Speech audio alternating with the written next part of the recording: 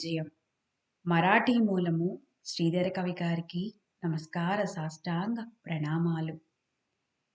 శ్రీరామ విజయం తెలుగులో అనువదించిన వారు సాయినాథుని నారాయణరావు గారు. వారికి కూడా నమస్కార సాష్టాంగ ప్రణామాలు. తిరుమల తిరుపతి దేవస్థానము తిరుపతి వారికి నమస్కారాలు. అధ్యాయం 27. శ్రీ గణేశాయ నమః. శ్రీ సీతారామచంద్రాభ్యాం నమః. శ్రీ సచ్చిదానంద సమర్థ సద్గురు సాయినాథ్ మహారాజ్ కి నమస్కార సాష్టాంగ ప్రణామాలు.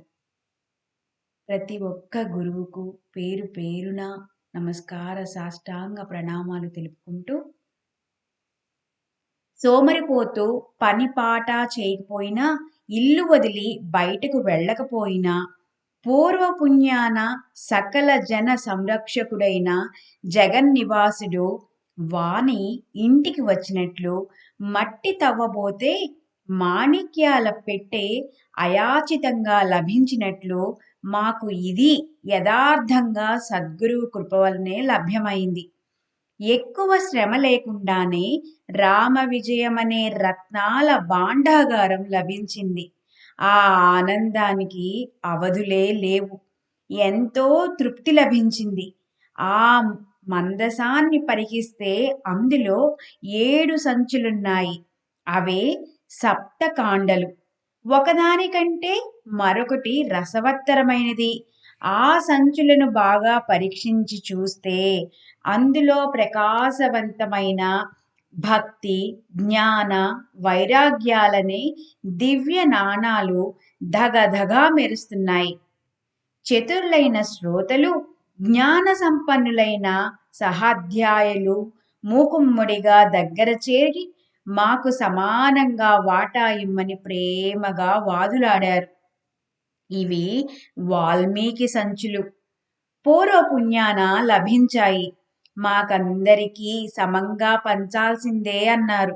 చతురులైన శ్రోతలందరూ సమతుల్యంగా శ్రవణం చేయటానికి ఒకే పంక్తిలో కూర్చొనగా సంచులను వారి ముందు ఒక్కసారిగా కుమ్మరించారు. వారు కూడా కర్ణద్వారాలను తెరిచి హృదయ భాండాగారాలలో ఆ ధనాన్ని దాచుకొని, శ్రోతలు వక్తలు కూడా సావధానులై ఆత్మ సుఖాన్ని సంపూర్ణంగా అనుభవించారు. 5 సంచులు ముగిశాయి.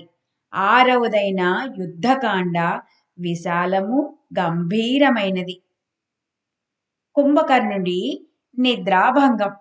గత అధ్యాయంలో కథననుసరించి రాఘవుడు రావణ్ణి దూషించాడు. ఛత్రాలు, కిరీటాలను ఛేదించాడు. రావణ అవమానం పొంది శోకసాగరంలో మునిగి లంకకు తిరిగి వెళ్ళాడు. రాహుగ్రస్తుడైన చంద్రుని వలె మసిబారిన వనంలాగా, మాడు నొప్పితో బాధపడుతున్న పెద్ద పులిలాగా దశకంఠుడు లంకలో దిగాడు. ఛత్రం, సింహాసనంపై ప్రీతి కలుగలేదు. రావణునికి ఎటు చూసినా సంపూర్ణంగా రాముని రూపమే తప్ప ఇంకేమీ కనపడటం లేదు. ఏది గుర్తుకు రావటం లేదు. అత్యంత కళాహీనంగా ఉన్న రావణుడు సభలోనున్న మహోదరునితో ఎటువంటి విపరీత కాలం వచ్చింది. ఈగలు భూగోళాన్నే కుదిపేసినట్లు, చిత్రంలోని పాము గరుడిని మింగేసినట్లు, మినుగురు పురుగు తన కాంతితో సూర్యున్ని కాల్చేసినట్లు నాకు ఈరోజు యుద్ధంలో ఒక మానవుని చేత పరాజయం కలిగింది అని బేలగా అన్నాడు రావణుడు. బదులుగా ప్రధాని సత్వరం కుంభకర్ణుని లేపినట్లయితే క్షణంలో రామలక్ష్మణులతో సహా సైన్యాన్నంతా మింగివేయగలడు అని సూచించాడు. రావణ్ణికి ఈ సూచన బాగా నచ్చింది. వెంటనే కుంభకర్ణుని లేపమనగా విరూపాక్షుడు, మహోదరుడు ఇరువురు కలిసి 10,000 రాక్షసులను 4,000 మధ్య పాత్రలను, అపారంగా ఏనుగులను, పశువులను, పర్వతాల వంటి అన్నరాశులతో సహా కుంభకర్ణుని నిద్రలేపటానికి భయంకరమైన వాద్యాల హోరుతో అక్కడకు వెళ్ళారు. వనగజాలు, దున్నపోతులు ఎన్నో కుంభకర్ణుని ముక్కులో ఇరుక్కుని అతడి ఉచ్ఛ్వాస నిశ్వాసల్లో క్రింద మీద అవుతూ ఎటూ పోలేక భీతి చెందాయి. కుంభకర్ణుడు 1,25,00,000 గ్రామాల పొడుగున్నాడు. లోతైన సముద్రంలో నిలిస్తే నీళ్లు ఆయన నడుము దాకా వస్తాయి. అటువంటి భయానకమైన శరీరం గల కుంభకర్ణుని చూచి రాక్షసులకే వణుకు పుట్టింది. రాక్షసులంతా కలిసి ద్వారంలో నిలబడి పెద్దగా కేకలు పెట్టారు. ఆ భయానకమైన అరుపులకు బావులలోని సకల జలాచరాలు మృతి చెందాయి. మ్రోగించిన ఆ భేరి నినాదాలు స్వర్గ పర్యంతం వినబడ్డాయి. గుండెలపైన ఏనుగుల చేత తొక్కించారు. కానీ అన్ని ప్రయత్నాలు కుంభకర్ణుణ్ణి మేల్కొల్పటంలో విఫలమయ్యాయి. ఆకాశాన్నంటే ఒక వెదురు బొంగును కుంభకర్ణుని ముక్కులో ఎక్కించారు. రెండవ ముక్కుకు అడ్డుపెట్టి ఉచ్ఛ్వాస నిశ్వాసలను నిలుపుదల చేశారు. ఒకడు చెట్టు రాళ్లతో మర్మస్థలం మీద బలంగా మోదాడు. చాలా ఘాటైన మందులను నాసికారంధ్రంలో కుమ్మరించారు. ఎన్నెన్నో ఉపాయాలు చేశారు. కానీ కుంభకర్ణుని నిద్ర లేపటానికి ఎవరి ధనమూ కాలేదు. కిన్నెర స్త్రీలను కుంభకర్ణుడి చెవుల్లో కూర్చొండబెట్టి ఆదిశేషుడే పరవశించే మధురాతి మధురమైన గానాన్ని కూడా వినిపించారు. ఆ గానానికి కుంభకర్ణుడు మేల్కొని సావధానుడై కూర్చున్నాడు. ఒక్కసారి భయంకరంగా ఒళ్ళు విరుచుకొని తెచ్చిన మద్య భాండాలన్నీ తాగేశాడు.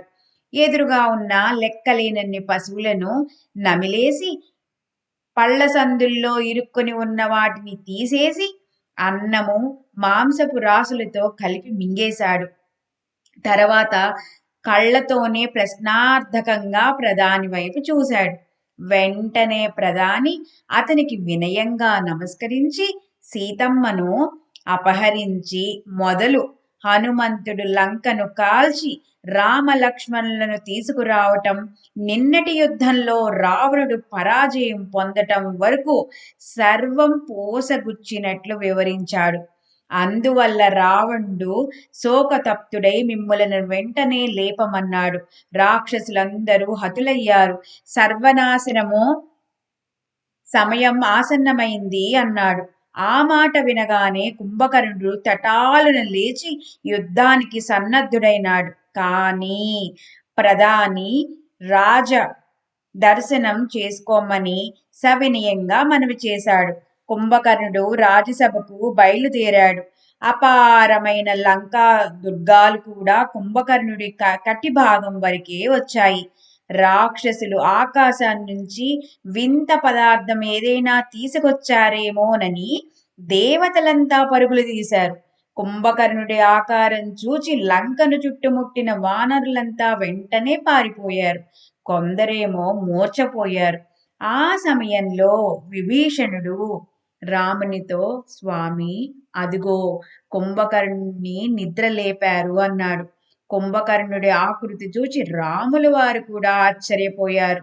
వెంటనే విభీషణుడు, రామా, కుంభకర్ణుడు జన్మించే సమయంలో ప్రళయం వచ్చింది. భయంకరమైన కేకలతో నలుదిక్కలు పిక్కటిల్లాయి. తల్లి కడుపులో నుంచి భూమిపై పడగానే కుంభకర్ణుడు 35,000 మంది స్త్రీలను నోటిలో వేసుకుని నమిలి మింగేశాడు. ఇంద్రుని ఐరావతాన్ని పట్టుకుని నేలకేసి కొట్టి చంపేశాడు. ఐరావతం దంతం విరిచి దాంతో దేవేంద్రుని కొట్టాడు. దేవేంద్రుడు వజ్రాయుధం తీసుకుని కుంభకర్ణుని మీద వేస్తే వెంట్రుక కూడా కదలలేదు. వాడు ఎప్పుడు నిద్రపోతూ ఉంటాడు కాబట్టి లోకం ఇంకా మిగిలి ఉంది అని విభీషణుడు చెప్పాడు. కుంభకర్ణుని చూడగానే వానర గణాలకు చలి జ్వరం వచ్చింది. ఆ చలికి ముడుచుకొని పక్కకు తిరిగి పళ్ళు కొరుక్కుంటూ కూర్చున్నారు. కోదండపాణి అయిన రాముల వారు చుట్టూ కలయ చూస్తూ భయావహులైన వానర సమూహం ఆంతర్యాన్ని గ్రహించి మారుతి వైపు చూశాడు. నిమిషంలో హనుమంతుల వారు లంకకు వెళ్లి సభకు నడిచి వెళుతున్న కుంభకర్ణుని తటాలున నడుము వరకు పైకి లేపాడు. రామ లక్ష్మణ సహితంగా వానరులు ఆ అద్భుతాన్ని గాంచి నిశ్చేష్టులయ్యారు. విపరీతమైన మద్యము మత్తులోనున్న కుంభకర్ణుడికి తనను ఎవరో పైకి ఎత్తారన్న విషయం కూడా తెలియలేదు. అనంతరం హనుమంతుల వారు కుంభకర్ణుణ్ణి ఇంకా పైకి లేపి గిరగిరా త్రిప్పి త్రికూటాచలం పైన విసిరి వేయాలనుకున్నాడు. ఆకాశంలో తిప్పుతూ ఉండగా లంక మీద పడితే లంకంతా నుజ్జు నుజ్జు అవుతుంది గదా! తర్వాత విభీషణుడు లంకను ఎలా పరిపాలించగలడు? త్రికూటాచలంపై వేస్తామా అంటే వానరులంతా బూడిదవుతారు కదా! భూమండలపై పడేద్దామంటే భూమి పాతాళానికి కృంగిపోతుంది గదా! అని అనుమానించి కుంభకర్ణుని చెట్ల మీద పడేటట్లు విసిరేసి రాముని వద్దకు తిరిగి వెళ్లారు ఆంజనేయుల వారు. సూర్యుడు ఉదయించగానే చీకట్లు మటుమాయమైనట్లు వానరుల చలి, జ్వరం, భయం నశించాయి. మారుతి తన భుజబలం ప్రదర్శించడమనే మందుతో వానరులందరి హిమజ్వర భయాన్ని తొలగించారు. తదుపరి హనుమ రాముని పాదాలపైన మోకరిల్లాడు. సుగ్రీవాది వానర ప్రముఖులంతా పరుగున మారుతిని చూసి కలిసి శబ్ద కుసుమాలతో స్తోత్రమాలను కట్టి మారుతి కంఠంలో అలంకరించారు. కౌగిట్లో చిక్కిన కుంభకర్ణుని ఎందుకు వదిలేశావో బోధపడలేదు అని అడిగారు. వాడి మృత్యువు నా చేతుల్లో ఉందని హనుమంతునికి తెలుసు, అందువలన వదిలేశాడని శ్రీరాముల వారు అంతర్ధానాన్ని వివరించారు. శ్రోతలు సింహావలోకనం చేస్తే జరిగిన కథలో కుంభకర్ణుడు రావణ్ణి కలుసుకోవటానికి రాజసభకు వెళుతున్నాడు. ఎదురుగా వస్తున్న తమ్ముణ్ణి చూసి రావణుడు ఎంతో ఆనందించాడు. కుంభకర్ణుడు నమస్కరించి తన ఆసనంలో కూర్చున్నాడు. పిదప కుంభకర్ణుడు లేచి రావణుడితో, మహాప్రళయమే వచ్చిందా? భూమి రసతలానికి కృంగిందా? యముడే దిగి వచ్చాడా? ఏమి ఆపద వచ్చిందని నన్ను నిద్రలేపారు? మేఘగర్జన లాంటి స్వరంతో అడిగాడు. సమాధానంగా రావణుడు, జానకిని బలవంతంగా తీసుకుని రావటం, అందువలన వానరదళంతో శ్రీరాముడు త్రికూట పర్వతానికి విచ్చేయడం, ధూమ్రాక్షుడు, వజ్రదంశుడు, ప్రహస్తుడు మొదలైన ప్రధానులు యుద్ధంలో గతించడం, తాను ఎంతో నైపుణ్యంగా యుద్ధం చేసినా పరాజయం పొందడం అన్నిటినీ వివరించి ఇప్పుడు ఏం చేయాలో నాకు తోచక నిన్ను నిద్రలేపాను అని చెప్పటం. నేను దుఃఖమనే వ్యాధితో బాధపడుతున్నాను. దానికి తగిన మందు నాకు ఇవ్వవలసింది. ఆపద సమయంలో తోడుగా నిలిచేవాడే నిజమైన బంధువు. అన్ని సంశయాలు పూర్తిగా నిరసించాలంటే సద్గురు చరణాలను ఆశ్రయించాలి. దట్టంగా వ్యాపించిన చీకట్లు తొలగాలంటే దివిటీలు వెలిగించాలి. శత్రువు శస్త్రాలను నిరోధించడానికి డాలు ముందు పెట్టాలి. కష్టకాలం సంభవించినప్పుడు దాత వద్దకు వెళ్ళాలి. ఆ విధంగా మాకు విపరీతమైన విపత్తు కలిగినందువల్ల నిన్ను మేల్కొల్పామని చెప్పాడు రావణుడు. సమాధానంగా కుంభకర్ణుడు, బుద్ధి కర్మానుసారిని. జానకమ్మ తల్లిని అనవసరంగా తెచ్చి కులక్షయానికి పునాది వేశావు. రాముల వారు ఆ వైకుంఠవాసి నారాయణుడు. వానరులంతా దేవతల అవతారాలు అని పూర్వమే నాకు నారదుల వారు తెలిపారు. శుభ కర్మలన్నీ అనుభవింపక తప్పదు. జరగబోయేదాన్ని ఎవ్వరూ తప్పించుకోలేరు. రాజా, నీవు చేయకూడని పని చేశావు. కనీసం సీతమ్మ తల్లిని అనుభవించావా అని అడుగగా రావణుడు, నేను చాలా ప్రయత్నం చేశాను, కానీ ఆమె నాకు వశం కాలేదు. ఆమె ఎన్నటికీ రామునికి తప్ప వేరెవ్వరికీ వశం కాదు అని జవాబిచ్చాడు రావణుడు. కుంభకర్ణుడు రావణునితో, నీవు మంత్రం జపించి కపటంతో సుందరమైన రఘువీరుని రూపం ధరించు, క్షణంలో సీత నీ వశమవుతుంది అని సలహా ఇచ్చాడు. ప్రతిగా లంకేశ్వరుడు, నేను రఘువీరుని వేషం ధరించగానే సూర్యుడు ఉదయించగానే చీకటి మాయమైనట్లు, గరుణ్ణి చూడగానే ప్రాణభయంతో సర్పాలు పారిపోయినట్లు నాలోని దుర్వాసనలన్నీ నశించి పరసతులు మాతృ సమానంగా ఒకే బాణం, ఒకే మాట, ఒకే పత్ని వ్రతుడవుతున్నాను. అందువలన తమ్ముడా, రాముడు సౌమిత్రి వానర గణాలను సంహరించకుండా జానకి ఎన్నటికీ నా వశం కాదు అని చెప్పాడు. తదుపరి కుంభకర్ణుడు, నేను సకల సైన్యాన్ని మింగేసి క్షణంలో రామలక్ష్మణులను బంధించి తెచ్చి నా ధైర్య సాహసాలు ప్రదర్శిస్తాను అని రావణునికి నమస్కరించి బయలుదేరుగా అపారమైన సైన్య సమూహం అనుసరించింది. కుంభకర్ణుడు రణరంగ ప్రవేశం. కుంభకర్ణుడు యుద్ధానికి రాగానే అక్కడున్న వానరులంతా రామచంద్రునికి ఈ విషయం తెలియజేయటానికి పారిపోయారు. కుంభకర్ణుడు ఆంతర్యంలో, నేను ఈ వానరులపైకి వెళ్ళి ప్రయోజనం ఏంటి? జంబుకంపైకి సింహం లంఘించటం ఏం గొప్ప? చీమపైకి ఏనుగు పరుగుడినట్లు, కీటకం పైన గరుడు పోరు సలిపినట్లు, మూడుల సభలో ఎంత గొప్ప పండితుడైనా రాణించనట్లు నేను వేళ్లతో కలహించటం వ్యర్థం అనుకున్నాడు కుంభకర్ణుడు.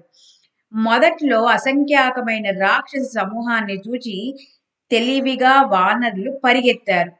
తిరిగి శిలలు, వృక్షాలు గైకొని అందరూ కలిసి వచ్చారు. తీవ్రమైన యుద్ధం జరిగింది. రక్తం వరదలై పారింది. అయినా ఘటస్రోతుడు లెక్క చేయక వేళ్లతో యుద్ధం చేయడం దేనికి?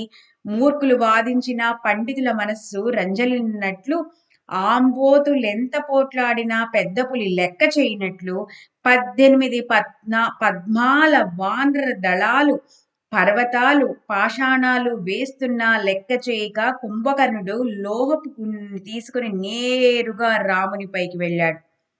పర్వతంపై ఎంత వర్షం కురిసినా దానిని కించిత్తు బాధ కూడా ఉండదు. తాబేటి వీపుపై ఎన్ని పూలు పోసినా అది కొంచెం కూడా చలించదు. ఆ విధంగా ఎన్ని పర్వతాలు పాషాణాలు ఒంటిపై పడుతున్నా కుంభకర్ణుడికి ఏ మాత్రం కూడా బాధ కలగలేదు. హనుమంతుల వారు శతశృంగ పర్వతాన్ని పెకిలించి కుంభకర్ణునిపై వేగా అతడు ఒక ముష్టిఘాతంతో వెంటనే దాన్ని ముక్కలు చేసేశాడు. ఒరే మర్కట, ధైర్యంగా ఉండు, నీవే మా నగరాన్ని తగలబెట్టావు అంటూ కుంభకర్ణుడు హనుమంతుని పైకి శూలాన్ని విసిరేశాడు. ఆ దెబ్బకి మారుతి మూర్ఛిల్లి నేలపై పడిపోయాడు. అది చూచి సేనాపతి నీలుడు వాయువేగంతో పరుగున వచ్చాడు. కుంభకర్ణుడి యుద్ధ పటిమను విమానాలలో నుంచి దేవతలు తిలకించసాగారు. నీలుడు వేసిన పర్వతాన్ని ఒక్క పిడికిటి పోటుతో పిండి చేసి మరొక పిడికిటి పోటుతో నీలుని మూర్ఛిల్లపజేశాడు కుంభకర్ణుడు. ఆ పైన యమునికే విద్య నేర్పగల నలుగురు వానరులు, వృషభుడు, శరభుడు, గవాక్షుడు, గంధమాధనుడు పరుగున వచ్చారు.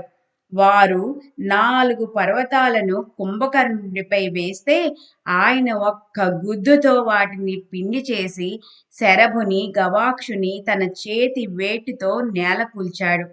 మిగిలిన ఇద్దరిని ఆకాశానికి విసిరేస్తే నేలపై పడి ప్రాణాలు విడిచారు. తదుపరి కుంభకర్ణుడు బ్రహ్మాండం బద్దలయ్యేట్లు వికటాట్టహాసం చేసి వానరులను భక్షించటానికి పరిగెత్తాడు. ఒక్కసారిగా అనేక మంది వానరులను ఒడిసి పట్టుకుని నోట్లో వేసుకుని చప్పరించి మింగేశాడు. ఆ విధంగా వేలాది వానరులను నోట్లో వేసుకుని మింగేస్తే కొంతమంది చెవి రంధ్రాల నుంచి బయటపడి పారిపోసాగారు. మిగిలిన వానరులు ప్రాణభయంతో యుద్ధం వదిలి పారిపోయి పర్వత గుహాల్లో దాక్కున్నారు. కొంతమంది సుగ్రీవుని శరణు వేడగా సుగ్రీవుడు ఒక విశాలమైన పర్వతం గైకొని పరుగెత్తి కుంభకర్ణుడిపై పడవేయగా దాన్ని అతడు లోహపు గుండుతో చూర్ణం చేశాడు. సుగ్రీవుడు కుంభకర్ణునితో, ఓరి రాక్షస అమంగళ, నీ బలం అంతా వ్యర్థం, నీ ముక్కు చెవులు క్షణంలో ఛేదిస్తాను అన్నాడు.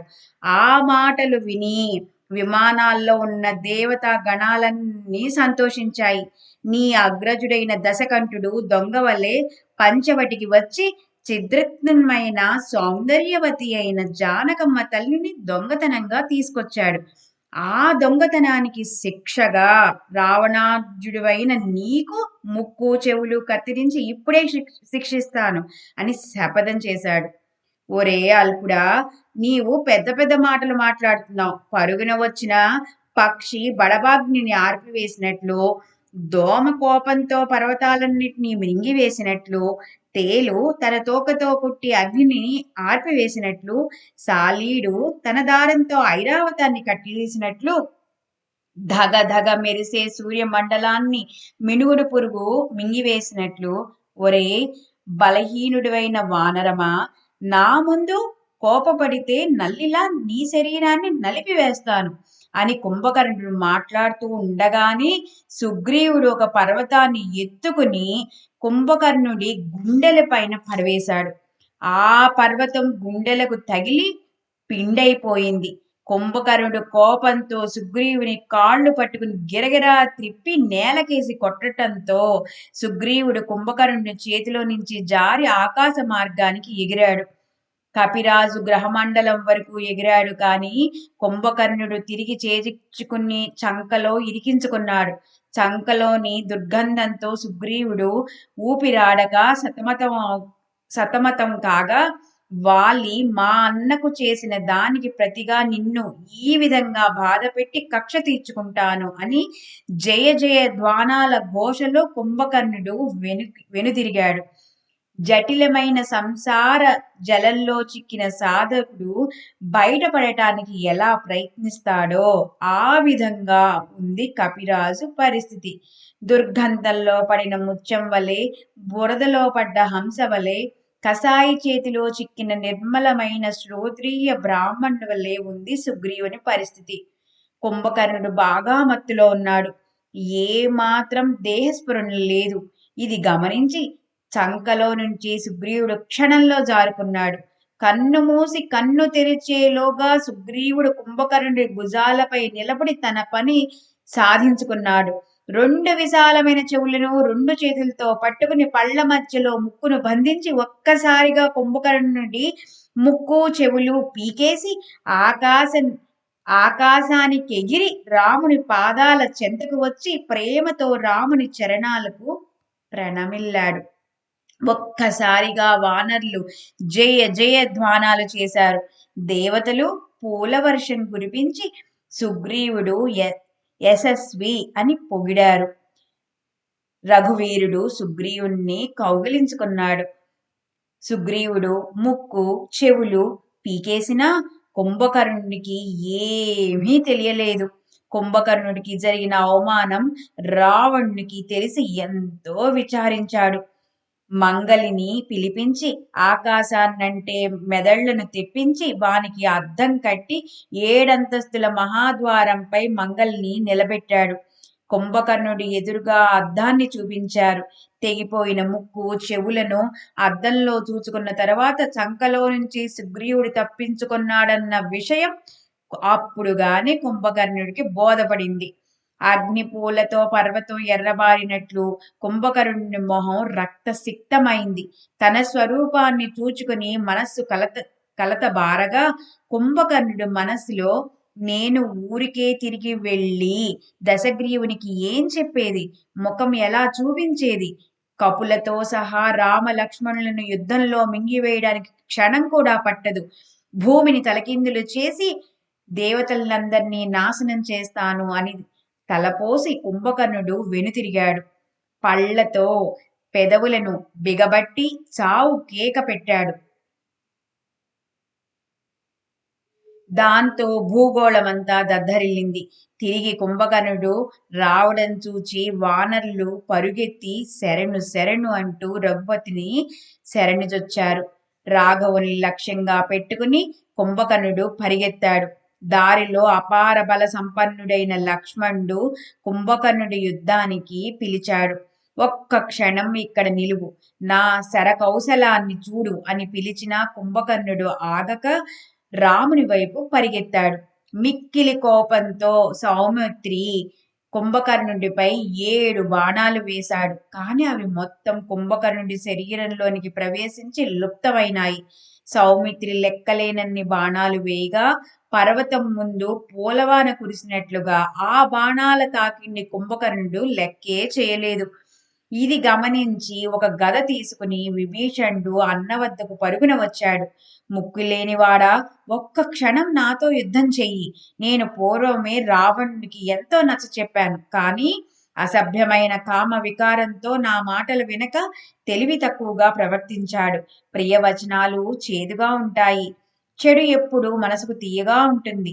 ఐశ్వర్య మదంతో గర్వంతో బిగుసుకుపోయాడు. రావణుడు చేసిన దుష్కర్మల ఫలితాలు మీకు త్వరలో అనుభవానికి వస్తాయి అని విభీషణుడు హెచ్చరించగా కుంభకర్ణుడు ఇలా సమాధానం చెప్పాడు. ఒరే విభీషణ, శతమూర్ఖ, నాకు ముక్కు చెవులు లేవని నవ్వుతున్నావు.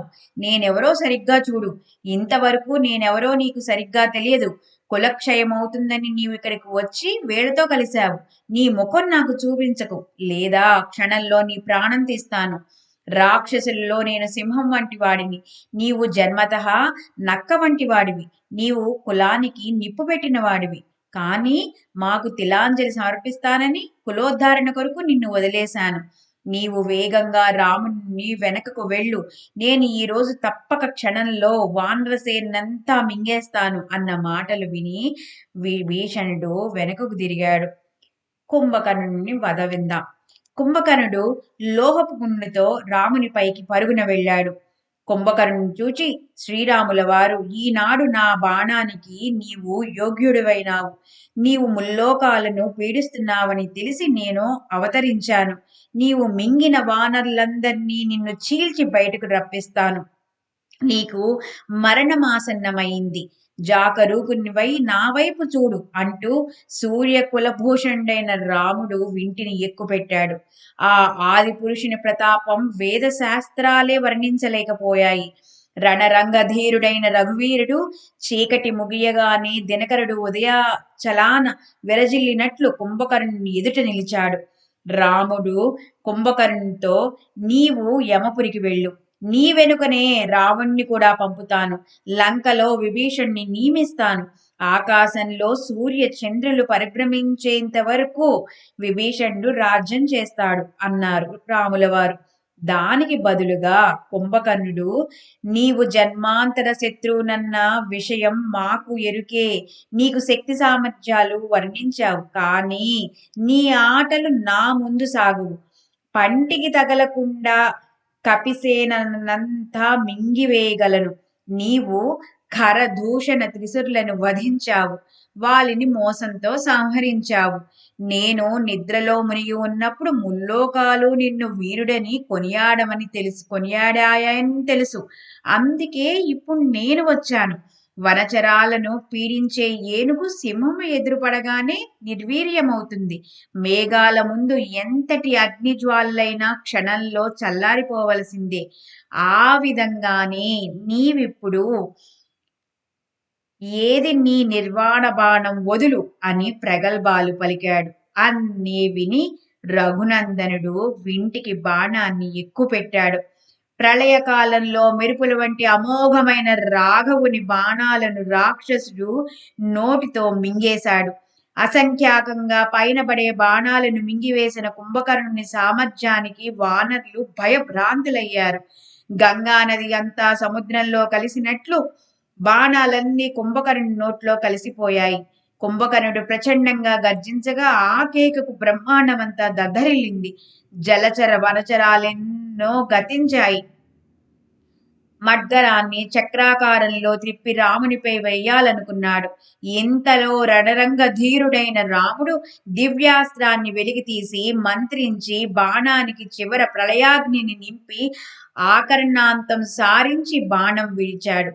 ఆ బాణం ముద్గర ఉన్న చేతిని ఛేదించి పాముని కొనిపోయే గరుడులాగా ఆకాశంలోకి దూసుకువెళ్ళింది. వెంటనే రాముడు సూర్యమంత్రం జపించి ఇంకో బాణం వదిలాడు. అది రెండవ హస్తాన్ని ఖండించి పైకి ఎగిరిపోయింది. వింధ్య పర్వతం లాంటి 2 భుజాలు నేలరాలాయి. కానీ ఆ భుజాలు కూడా కపి సైన్యాన్ని హింసించసాగాయి. అది చూచి వానరులంతా యుద్ధభూమిని వదిలి చెట్ల తొర్రల్లోకి, పర్వత గృహాల్లోకి పారిపోయారు. అక్కడ కదలక స్థిరంగా నిలబడ్డది ఒక్క రఘురాముల వారే. రాముడు 2 బాణాలు తీసి నారి సారించి వేగంగా వదిలాడు. ఆ దెబ్బతో 2 కాళ్ళు నడుము వరకు విరిగాయి. ఆ కాళ్ళు చేసిన కోలాహలానికి రాళ్లు కూడా పిండయ్యాయి. వానర్లు పెద్ద పెద్ద చెట్లను తెచ్చి కాళ్లను బలంగా మోదసాగారు. రాక్షసుడు పొట్టతో దొర్లుతూ నోరు చాచి శత్రువుపై కురికాడు. ఆ సన్నివేశాన్ని విమానాలలో ఉన్న దేవతలు చూచి ఆశ్చర్యపోయారు.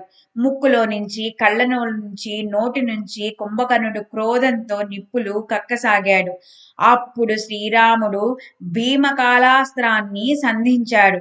గాలిని చీల్చుకుంటూ వేగంగా వెళ్లే ఆ దివ్య బాణాన్ని ఆకర్ణాంతం నారి సారించి క్షణంలో విడిచాడు రాఘవుడు. వజ్రాయుధం పర్వత శిఖరాలను ఖండించినట్లు ఆ బాణం శిరస్సును ఖండించగా ప్రళయ గర్జన చేస్తూ ఆ శిరస్సు ఆకాశాన్ని ఛేదిస్తూ వెళ్లిపోయింది. దేవతలంతా భయభ్రాంతులై విమానాలలో పారిపోయారు. సూర్యచంద్రులు కూడా భయభ్రాంతులయ్యారు. ఇంతలో ఆ శిరస్సు వేగంగా లంకలో పడింది. ఆ తాకిడికి అనేక భవనాలు కూలాయి, నేల కూలాయి. కొంతమంది రాక్షసులు మరణించారు. ఆ సమయంలో దేవతలు రాముని పైన పుష్పవృష్టి కురిపించారు. అందరూ రఘువీరుడు జయించాడని జయ జయ జయ ధ్వానాలు చేశారు. దేవతలు దుందుబులు మ్రోగించారు. ఆ ఆనందానికి అవధులు లేకుండా పోయింది. వానరులంతా పరుగున వచ్చి రఘుపతి పాదాలకు నమస్కరించారు. కుంభకర్ణుని మిగతా సైన్యం గాయాలతో లంకలో ప్రవేశించి సభకు వెళ్లి జరిగిందంతా వివరించారు. ఆ వర్తమానం విని రావణుడు వికలుడై సింహాసనం నుంచి క్రింద పడ్డాడు. కుంభకర్ణుడు కూడా హతుడైనాడు. తమ్ముడు లేక అంత శూన్యంగా కనపడుతుంది అంటూ శోక సముద్రంలో మునిగాడు రావణుడు. ఇంతలో ఇంద్రజిత్తు పరుగున వచ్చాడు. రావణ్ణి అనునయించి, రాజా బాగా ఆలోచించు. మృత్యులోకానికి వెళ్లకుండా ఎవరైనా చిరంజీవిగా ఉన్నారా? మనకు విపత్కాలం ఆసన్నమైంది. వానర్లు రాక్షసులను సంహరిస్తున్నారు. మినుగురు పురుగు సూర్యమండలాన్ని మింగినట్లు, దోమ భూగోళాన్ని ఒక్క ఊపు ఊపినట్లు, పక్షి రెక్కగాలికి ప్రళయాగ్ని చల్లారినట్లు, భూతాలు యముని ముక్కలుగా చేసి భక్షించినట్లు నరవానరుల చేతిలో వీరికే సరి అయిన కుంభకర్ణుడు యుద్ధంలో మరణించాడు. ఇది మనకు విపరీత కాలం. అందువలన బాగా ఆలోచించు అన్నాడు. రావణ్ణి 20 కళ్ళ నుంచి దుఃఖంతో నీరు కారసాగింది. ఆ సమయానికి 6 రాక్షస వీరులు యుద్ధానికి తయారైనారు. రామ విజయ గ్రంథం విశేషణమైంది. అందులో యుద్ధకాండ వీర రసపూరితం. సావధానంగా శ్రవణం చేస్తే బ్రహ్మానందం కలుగుతుంది. రణరంగధీరుడైన రఘువీరుడు భక్తవత్సరుడు, పరమ ఉదారుడు, అభంగుడు, అక్షయుడు, శ్రీధరవరుడు సర్వదా విజయలక్ష్మిని వరిస్తాడు. స్వస్తి. శ్రీరామ విజయ గ్రంథం సుందరమైనది. వాల్మీకి విరచిత శ్రీమద్ రామాయణ మహాకావ్యం ఆధారంగా రచించబడింది. సదా చతుర్లైన భక్తులు శ్రవణం చేస్తారు. శ్రీ సీతారామచంద్రార్పణమస్తు. శ్రీ సచ్చిదానంద సమర్థ సద్గురు సాయినాథార్పణమస్తు. సర్వే జనా సుఖినో భవంతు. లోకా సమస్తా సుఖినో భవంతు. స్వస్తి. 27వ అధ్యాయం. మధురం మధురం మధురం. ఓం సాయిరామ్.